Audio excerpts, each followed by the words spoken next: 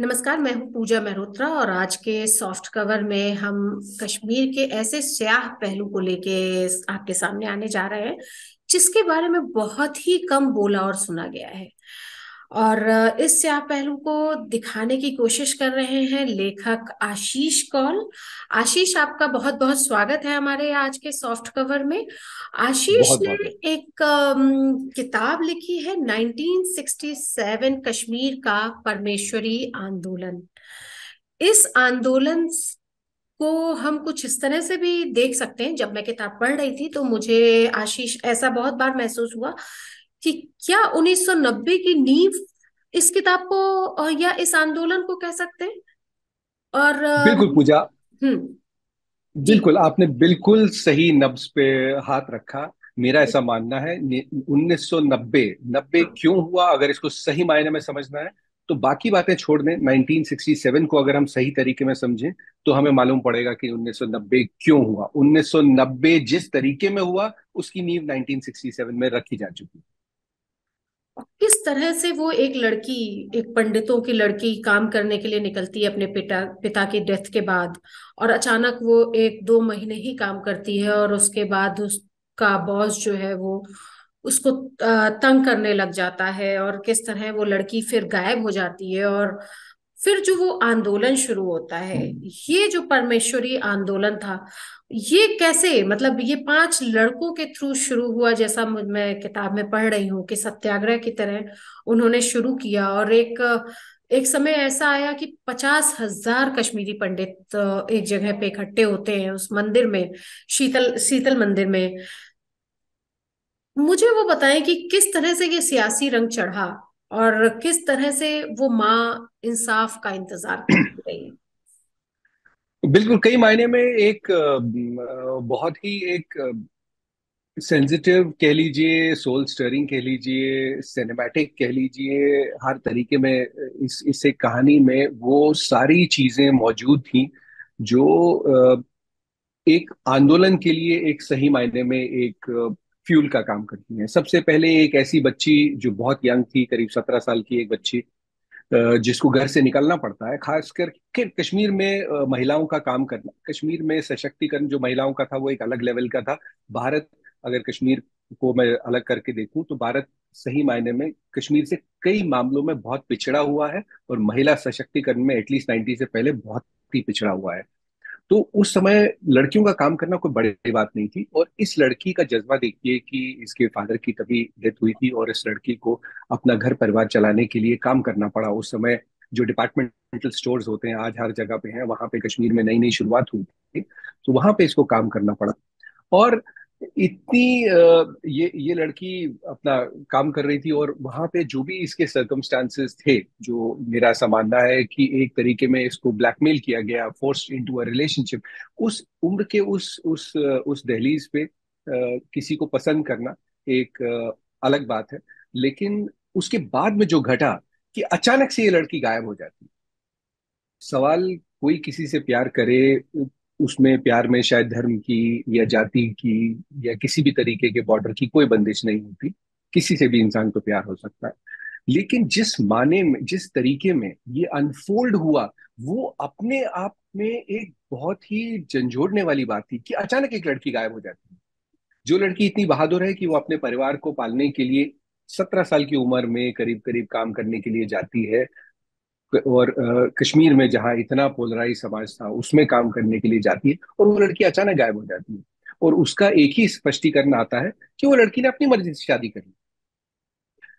आप सोचिए कि एक लड़की जो इतनी बहादुर है कि वो ये जानते हुए कि उसकी माँ का उसके अलावा और कोई नहीं, वो इतनी बहादुरी से काम कर रही है, उसको किस चीज ने रोका अपनी माँ से ये बात कहने में कि हाँ, मुझे किसी से प्यार हो गया है, वो हमारे धर्म का नहीं है पर मैं उससे शादी करना चाहती हूँ। इतनी सिंपल सी बात थी। क्या उससे पहले शादियां नहीं हुई? बिल्कुल हुई। उसके बाद शादियां नहीं हुई? बिल्कुल हुई। और ये कहीं पर भी आप ऐसा नहीं कह सकते कि ऐसा कभी नहीं हुआ।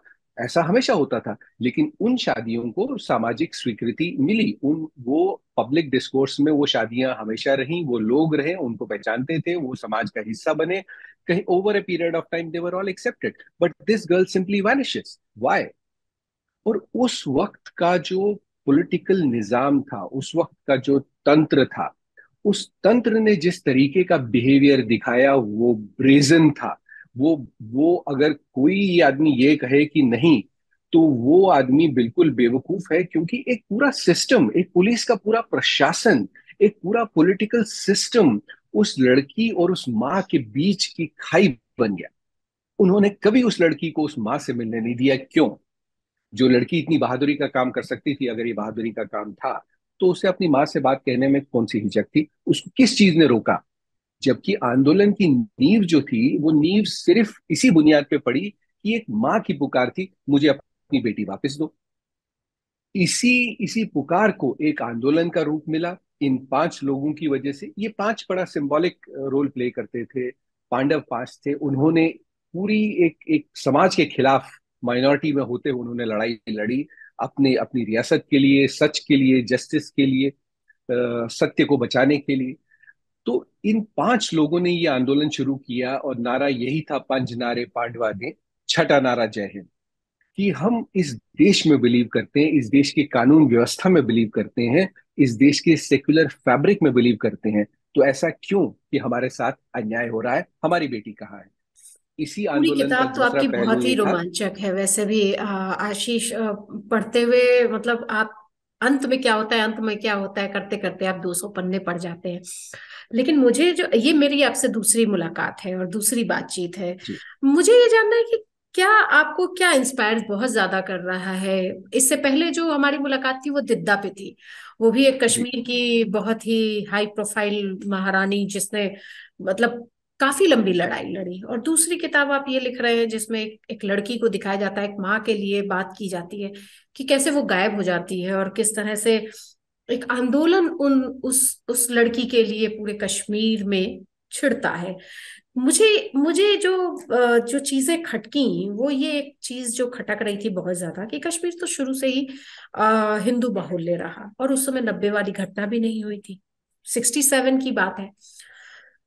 फिर ये किस तरह से तोड़ा ममोड़ा गया, किस तरह से इस लड़की को लेके वो सारी चीजें हावी होती गईं, वो अपनी माँ से नहीं मिल पाई। हाँ। और किस तरह केंद्र सरकार जब पूरे देश में इसको लेके आंदोलन शुरू हो चुका था, जैसा आप लिख रहे हैं बिहार पंजाब सब जगह सारी मीडिया हाउसेस उसको प्रायोरिटी में कवर कर रहे थे, फिर ऐसा क्या हुआ कि वो लड़की अगर दबाव में भी थी तो वो सामने नहीं आई। बिल्कुल, यही बड़ी इंटरेस्टिंग सी बात है कि उस समय की जो जो पॉलिटिकल डिस्पेंसेशन हमेशा रहा कश्मीर को लेकर के, जो सरकार की नीति रही, वो हमेशा से बड़ी हाफ हार्टेड और एक काउंटर प्रोडक्टिव रही। कश्मीर की बर्बादी में मैं मानता हूं कि हमारे पॉलिटिकल सिस्टम का सिंगल लार्जेस्ट रोल रहा। हमारे पॉलिटिशियंस ने कश्मीर को बर्बाद किया। सबको वहां पे एक अच्छा वेलकम चाहिए था, सब लोग एक दूसरे को एक वो म्यूचुअल, एक वो एडमिरेशन क्लब बना के रखा हुआ था कश्मीर का। आज कश्मीर की वो जो आज कश्मीर बर्बाद है, वो इसी वजह से, पॉलिटिकल सिस्टम की वजह से बर्बाद है। उस वक्त भी यही हुआ कि एक सिंपल सी बात थी, एक समाज कहता है हमारी बेटी वापस करो। और अगर बेटी वापस नहीं आना चाहती तो हम सिर्फ यही कहते हैं, समाज या आंदोलन, उस वक्त के आंदोलन की मांग यही थी कि उस बहादुर बेटी, अगर वो उसको लगता है उसने बहादुरी काम किया, उसे वो सामने आए और हमें ना बताए, अपनी माँ को बताए। आंदोलन की बुनियाद यही थी कि we wanted to facilitate a meeting between the daughter and the mother. जो उस वक्त के पॉलिटिकल सिस्टम ने, उस वक्त के समाज ने, जो मुस्लिम समाज था उस वक्त का, जो पॉलिटिकल डिस्पेंसेशन थी, जो जिस तरीके में एडमिनिस्ट्रेशन को मिसयूज किया गया या अब्यूज किया गया, ये वही लोग बता सकते थे। उन्होंने पूरे के पूरे इस आंदोलन को क्रश करने की कोशिश की। क्यों? ऐसा क्या वो छुपाना चाह रहे थे कि इतनी बड़ी पुलिस एक्शन करना पड़ा कि पूरे मोहल्ले को घेर लिया गया, मोहल्ले को बैरिकेड कर दिया गया, उस लोग वहां के उस मोहल्ले में, जो कह सकते हैं कि हिंदू रेजिस्टेंस आप कह लीजिए, या जो इंडियन रेजिस्टेंस फ्रॉम कश्मीर का जो आखिरी गढ़ था, वो शीतलनाथ मंदिर था। शीतलनाथ मंदिर का अपना एक अलग एक गौरवशाली इतिहास रहा, जहां पटेल साहब से लेकर के वीर सावरकर और नेहरू, कितने लोगों ने वहां आके आजादी का बिगुल बजाया, उसका अपना एक इतिहास है। वहां इस मोहल्ले में जो रहने वाले बचे कुचे हिंदू थे, उनको क्रश करने के लिए पुलिस ने लाठीचार्ज से लेकर के पूरा बैरिकेड करके टीयर गैस शेलिंग करी गई आधी रात को। मुझे याद है कि हमारे पिताजी बताते थे कि किस तरीके में हमारे जो एक चाचा थे, वो हार्ट कंडीशन थी उनकी, ताऊ जी हमारे थे, उनको गोद में उठा करके इस तरह उनको एक कमरे से दूसरे कमरे में प्रोटेक्ट करने के लिए लिया जा रहा था, क्योंकि हमारे घरों में टीयर गैस शेल्स आ गए थे। और आधी रात को पुलिस एक्शन हुआ, बिजली काट दी गई। इतना अमानवीय तरीके से इस आंदोलन को क्रश करने की कोशिश की गई कि पानी तक काट दिया गया कि ये मरे। और ये एक पॉलिटिकल साजिश थी कि ये बचे खुचे हिंदू जीत रहे हैं, इनको ऐसे ही मार दो।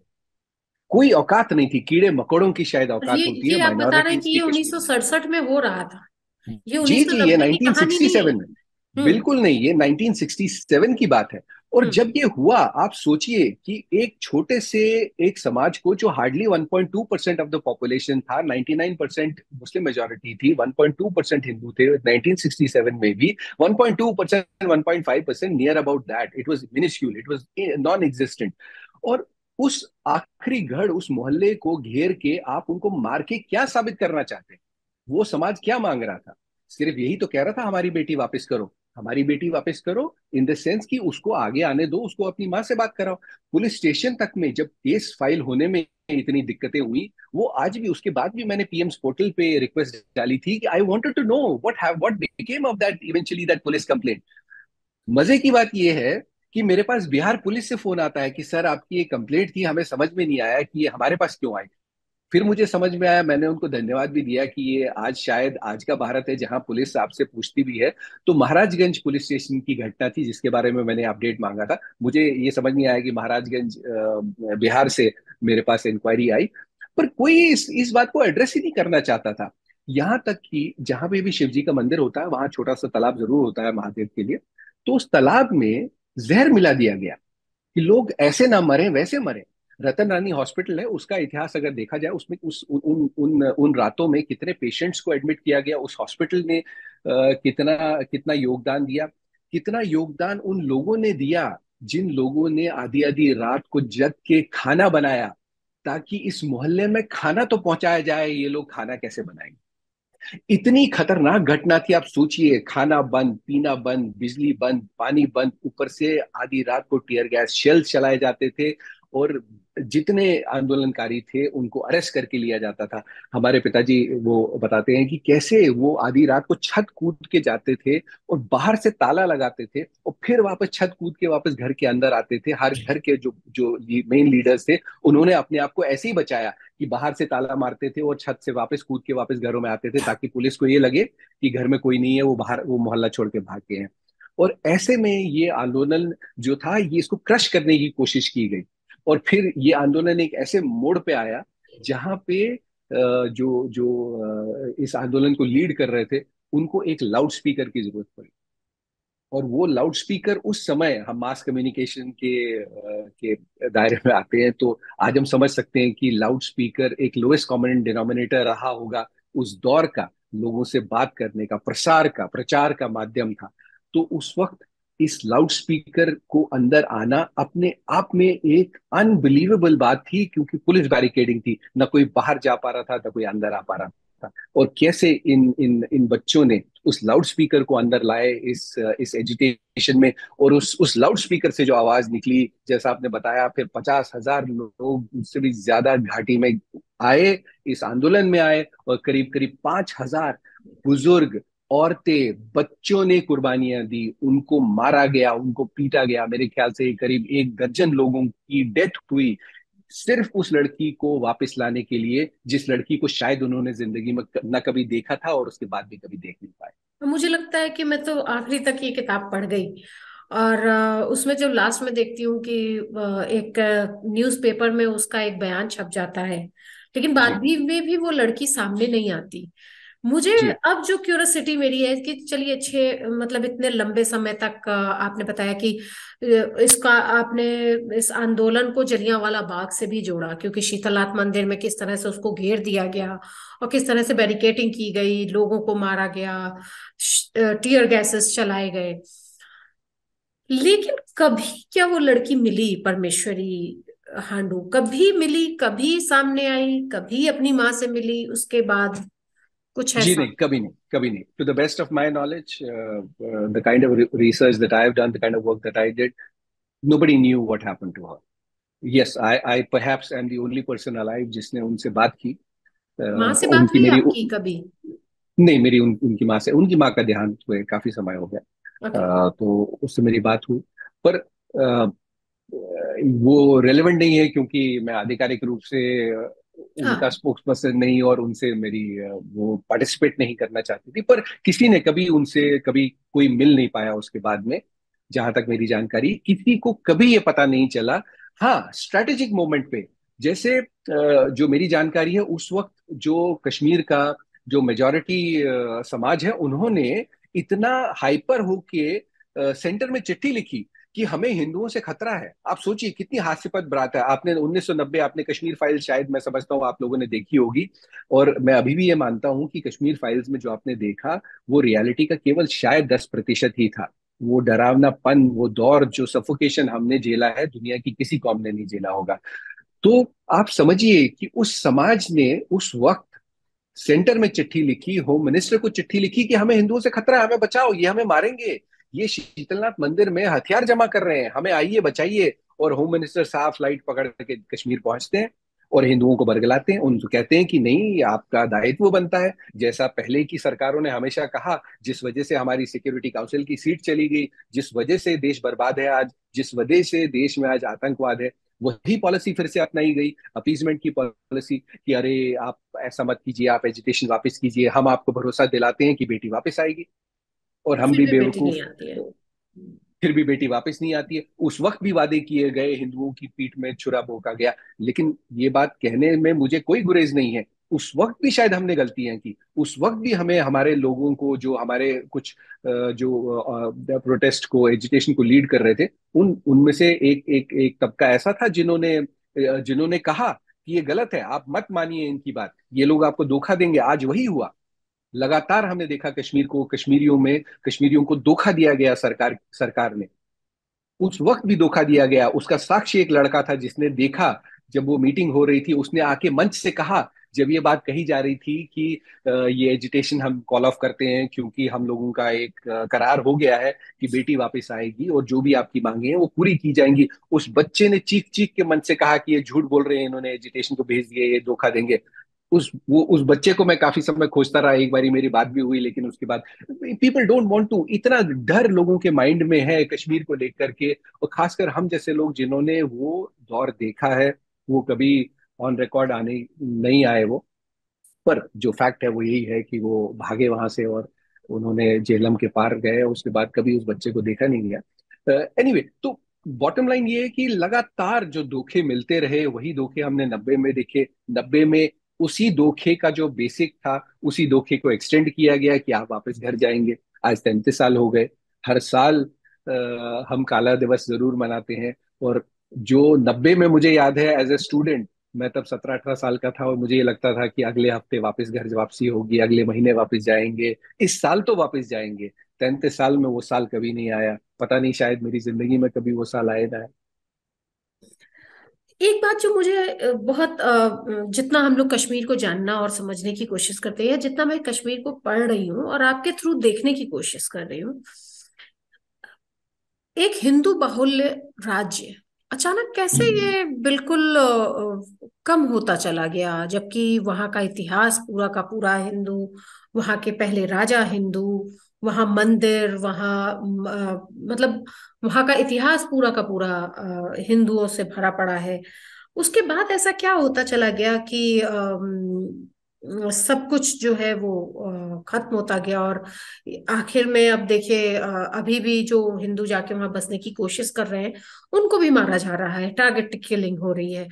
मुझे ये चीज थोड़ी कहीं कहीं खटकती है कि ये ऐसा क्या बदलता चला गया कि जो इतने सारे मंदिरों का राज्य रहा हो, या इतनी सारी वहां पे कहानियां रही हैं हिंदू राजाओं की, उसके बाद वो कैसे सिमटते चले गए। देखिए, इसको पॉलिटिकल सिस्टमैटिकली इसको धीरे धीरे इरेज किया गया। जो कश्मीर में आज जिस तरीके में हम कश्मीर को देखते हैं, कश्मीर ऐसा नहीं था। जो जगह वेटिकन की, या जो मक्का मदीना की इस्लाम में है, जो वेटिकन की क्रिश्चियनिटी में है, वही जगह सनातन की कश्मीर में थी, हम्म। कश्मीर की वही जगह सनातन में थी। हम्म। कश्मीर वॉज द प्लेस जहां से सनातन का डिस्कोर्स सेट होता था। विचारनाग एक जगह है कश्मीर में जहां से दुनिया का कैलेंडर सेट किया जाता था। शंकराचार्य अपने जीवन में एक ही बार शास्त्रार्थ हारे, वहीं पे हारे, और एक छोटी बच्ची से हारे थे। इसी वजह से उन्होंने कश्मीर के शेविज्म और कश्मीर के पांडित्य को उन्होंने सही। नतमस्तक होकर प्रणाम किया था, वो वहीं पे हारे थे। क्योंकि जो जो भी सनातन का जो सोल था, वो कश्मीर था। और वो धीरे धीरे पिछले 750 सालों में वो खत्म हुआ। By the end of the 11th century, Hindu majority, 100% Hindu majority had converted to Islam. उसकी अपनी एक कहानी है। चाहे वो जितने 11th century, 10th century, by the end of 10th century, 11th century, hmm. इस्लाम का वर्चस्व हुआ। जितने हिंदू सिंबल्स वहां पे थे, उसको उनका इस्लामाइजेशन हुआ। इसी वजह से आज आपको वो चीजें नहीं दिखती, क्योंकि उनको उनको डिमोलिश किए हुए आज 700, 750 साल हो गए। और पब्लिक डिस्कोर्स में पॉलिटिकल डिस्पेंसेशन की वजह से, अपीजमेंट की वजह से, जो सच था उसको भी एक इस्लामाइजेशन के पॉइंट ऑफ व्यू से प्रेजेंट किया गया, कि जो डिस्कोर्स मेजॉरिटी को पसंद है, वही डिस्कोर्स को मान्यता मिली। आज भी राज तरंगी दुनिया का सबसे विश्वसनीय और सबसे authentic piece. It's a gold standard in historical writing. किसी को भी हिस्ट्री पढ़नी हो, पीएचडी रिसर्च समझना हो, तो कलहन पंडित की राज तरंगी जरूर उसको पढ़नी चाहिए, कि किस तरीके में हिस्टोरिकल राइटिंग की जाती है। आज भी अगर आप राज तरंगी पढ़े, जब मैंने श्रीदेश पे, जब मैं काम कर रहा था, श्रीदेश खोदी खोई हुई 13 महिलाओं पे, आज भी अगर मेरा बेसिक सोर्स वही था। वो कहता है कलहन पंडित की, इस दरिया पे अगर आप 100 गज आगे जाएंगे और फिर आगे आपको सीढ़ियां मिलेंगी और फिर वहां पे एक मंदिर है। आज भी अगर आप जाएंगे, आपको वो सही जगह, वो सटीक जगह मिलेगी। लेकिन हमारे, जब हिस्ट्री सनातन की आती है, हमारा पॉलिटिकल डिस्पेंसेशन उसको माइथोलॉजी में ट्रांसलेट कर देता है कि ये तो माइथोलॉजी है। चाहे वो हमारा राम सेतु हो, उसको एडम्स एप्पल कह दीजिए आप, क्योंकि एक अंग्रेज ने कहा था कि ये एडम एडम एप्पल है, तो सारी दुनिया उसको एडम्स एप्पल कहने लग गई, और उसको एक मैनमेड ब्रिज कहने लगी। Unfortunate part of our glory is, हमारी ग्लोरी को माइथोलॉजी में कन्वर्ट करने में ही इस देश के पार्लियामेंट का और यहाँ के चुने हुए नुमाइंदों का हाथ रहा। Kashmir was no exception. Kashmir की जो ग्लोरी, आज भी सरकारें वही गलती कर रही हैं। आप कश्मीर को as a tourist spot convert कर रहे हैं। नहीं, जब तक कश्मीर का सनातनी गौरव वापस नहीं लौटेगा, वो शंकराचार्य ने उस धरती को क्यों नमन किया था, आप उस ग्लोरी की बात नहीं करेंगे, कश्मीर का मामला कभी सॉल्व नहीं होगा। अच्छा, आपकी किताब पढ़ते हुए मुझे एक एक जगह बड़ा मतलब मैं सोच में पड़ गई कि ये आप लिख रहे हैं, कश्मीर की पहचान को आपने 5 चीजें बताई: ज्ञान, आलीशान घर, केसर, झील का बर्फीला पानी और झरने, और अंगूर। सेब कहाँ था? सेब तो देखिए, जैसे हम कहते हैं दाल रोटी, है सेब और कश्मीर का नाता करीब वैसा ही है। हाँ। और सेब एक फॉर ग्रांटेड ले लिया जाता है। कई चीजें जो हमें बहुत पसंद होती हैं, हम उनको फॉर ग्रांटेड ले लेते हैं। हाँ। सेब भी हाँ। वैसा ही है। तो मैं जैसे जैसे हाँ। हिंदुओं की सहनशीलता, उनके ज्ञान को हम लोग फॉर ग्रांटेड ले लेते हैं, वैसे ही सेब को भी हम फॉर ग्रांटेड ले लेते हैं। अच्छा, एक चीज और जो मुझे बार बार सवाल मेरे अंदर कौंध रहा था, जब ये पूरा आंदोलन चलता है 2 महीने तक, 1.5 महीने तक, 1 महीने तक, और सारी चीजें हो रही होती हैं, मिनिस्टर्स जा रहे हैं, और फिर वहां पे इंद्र कुमार गुजराल जाते हैं, उसके बाद थोड़ी सी चीजें आप लोगों, मतलब कश्मीरियों में, कश्मीरी पंडितों में आशा बनती है कि हाँ चलो अब शायद कुछ अच्छा हो जाएगा, शायद अब हमारी बातें सुनी जाएंगी, शायद उन्होंने हमें समझ लिया है। लेकिन ये सब पढ़ते पढ़ाते जब मुझे एक जगह पे आपकी एक लाइन मिलती है जिसमें लिखा है कि वो पत्थर इकट्ठे कर रहे थे, तो मैं ये कहूँ कि कश्मीर में जो ये समुदाय विशेष है, वो पत्थरबाजी शुरू से ही करता रहा है कि कुछ? कश्मीर में एक, श्रीनगर सिटी में एक मोहल्ला है, उसको संग तराश मोहल्ला कहते हैं। संतराश। उस मोह संग तराश मोहल्ला, हम्म। उस मोहल्ले का काम ये था, उस मोहल्ले में अफगानों के दौर में संग तराशों को लाया गया, पत्थर पे काम करने वाले लोगों, कारीगरों को लाया गया। और हम्म। जो लोग बात करते हैं ना, हमेशा लोग कहते हैं कि हिंदू अगर वहां मंदिर थे तो वो कहाँ गए, हम्म। कहीं तो होंगे। तो ये बहुत कम लोग जानते हैं, हिस्टोरिकल एक्सपर्ट्स भी इस बात को नहीं जानते हैं कि जो हिंदुओं के मंदिर तोड़े गए अंडर अफगान रूल, आज अंडर अफगान रूल तोड़े गए, उन मंदिरों के जो पत्थर थे उनको तोड़ तोड़ के डाउनटाउन कश्मीर की गलियों में चुनवा दिया गया। जब अच्छा। मेरे मेरे ग्रैंडफादर जब अलाइव थे, जब वो सुबह सुबह एक वहां पे काली का मंदिर है जिसको अब शाह हमदान मॉस्क भी कहा जाता है, तो वहां एक काली के अभी भी एक करीब सबसे बड़ा शक्ति स्थल हुआ करता था वो काली का, वहां सुबह सुबह जाके वो जाते थे। वो कभी भी सड़क के ऊपर नहीं चलते थे। मैं हमेशा उनसे पूछता था कि बीच में क्यों चल रहे हो भाई साहब, साइड में क्यों चल रहे हो? तो वो कहते थे नहीं। वो बहुत बाद में जाके उन्होंने मुझे बताया कि ये मंदिरों के पत्थर थे। तो पत्थरों से कश्मीर का लगाव बहुत पुराना है। हम्म। हम्म। अच्छा। अच्छा, आपने उसको दूसरी तरफ पलट दिया है। मैं तो पत्थरबाजी की बात कर रही थी। जी जी, बात वही है कि आपके उस दौर, कश्मीर के उस दौर में हम्म। हथियार नहीं हुआ करते थे या नहीं थे, तो एक हिंदुओं के लिए शिवजी जब शिवलिंग की एक अपनी एक अनूठी गाथा है कि हम्म। उन्होंने कहा कि एक दानव से लड़ रहे हो, क्यों तुम मेरा वेट कर रहे हो, क्यों हम्म। हथियार चाहिए तुम्हें, ये पत्थर हम्म। उठाओ, ये मैं ही तो हूँ, उठाओ हम्म। और मारो, मरेगा। उन्होंने उठाया और मर गए। तब उनको समझ में आया शिवलिंग की क्या महिमा थी। तो हम्म। आज के लोग सनातन कहीं ना कहीं उनके डीएनए में है, वो हम्म। कहीं ना कहीं आता है बाहर। पत्थरों से जुड़ाव जो है वो बाहर आता ही है। हम्म। ऐसे ही नहीं कहा जाता कि कंकर कंकर में शंकर। हम लोगों का समय खत्म होने होने को है। एक जो पहला चैप्टर है जिसमें आप उस शीन लड़की की कहानी कहते हैं कि वो 3 साल की बच्ची होती है, माँ पापा के साथ शीतलनाथ जाती है, और 5 आदमकाय लोग इकट्ठे होते हैं और उस बच्चे को उठा लेते हैं और कहते हैं कि कन्वर्ट हो। वो इस किताब में क्यों लिखा आपने, वो मैं जोड़ नहीं पाई। वो मुझे आप थोड़ा समझाएं कि क्या ये वहां से कन्वर्ट होने की कहानी आप देने की कोशिश कर रहे थे, या ऐसा कुछ लगातार वहां ऐसा हो रहा है? और ये शीतलनाथ मंदिर जो जिसकी बात आपने बार बार की, जो इस पूरे आंदोलन का एक गढ़ था, उस वो कहाँ से, मतलब वो किस जगह पे है, और कैसे हमारे पाठक ये समझ पाए कि हाँ, जो भी ये पढ़ रहे हो परमेश्वरी आंदोलन को पढ़ने के बाद रोमांचित हो रहे हैं कि किस तरह से मंदिर, जैसे हमारे यहाँ पे जितने भी एक ऐसे जगह होते जैसे लाल किला है, या जी फिर हमारे बिहार में गांधी मैदान है, उस तरह क्या ये एक प्रतीक था, या सचमुच ये कोई शीतल देवी का मंदिर था? ऐसा कुछ है ये? जी जी जी, शीतलनाथ मंदिर भगवान महादेव का मंदिर है। अच्छा। और कश्मीर में ऐसी मान्यता है कि भैरवों का वास था हर एरिया के। एक गार्डियन जो है महादेव की वजह से, हर एरिया के गार्डियन जो है एक भैरव हुआ करते थे। शीतलनाथ मंदिर कश्मीर का सबसे प्रतिष्ठित मंदिर है।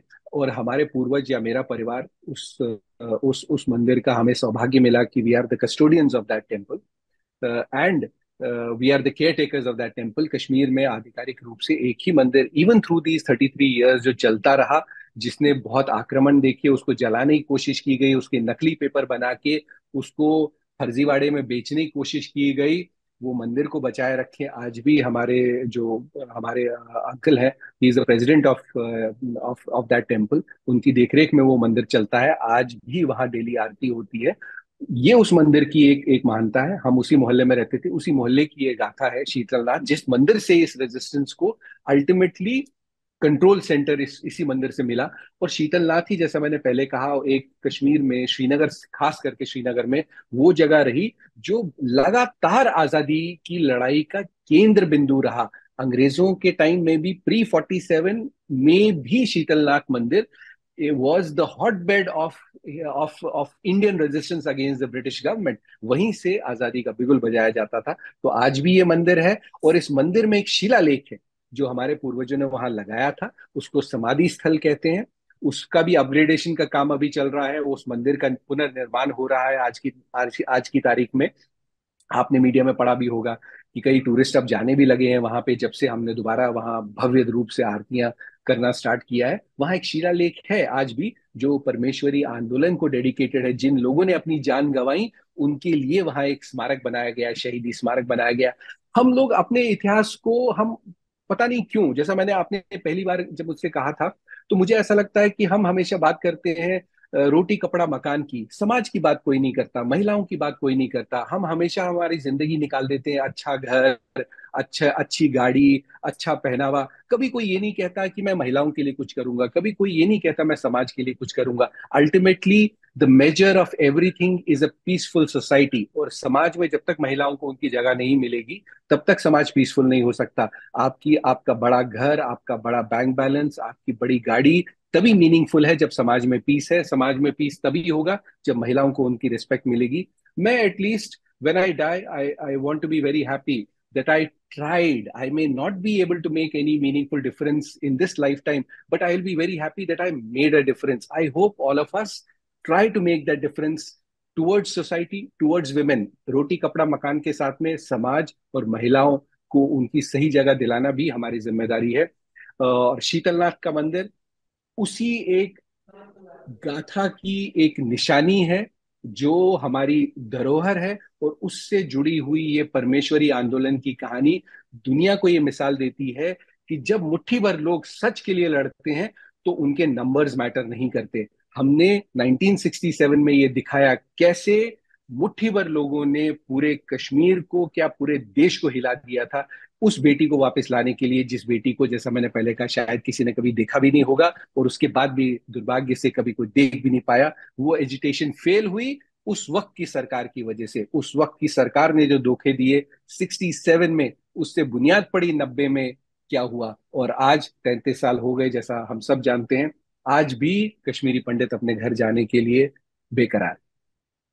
अ, बहुत अच्छी बातचीत रही आशीष आपसे। फिर मुलाकात होगी हमारी, लेकिन आपने दो चीजें बहुत ही अच्छी बोली इसमें कि किस तरह से जब तक महिलाओं को आगे नहीं किया जाएगा तब तक सोसाइटी में, अगर हम रोटी कपड़ा और मकान के साथ समाज में और महिलाओं की बात, अधिकारों की बात नहीं करेंगे, तब तक जो है ये समाज में बदलाव संभव नहीं है।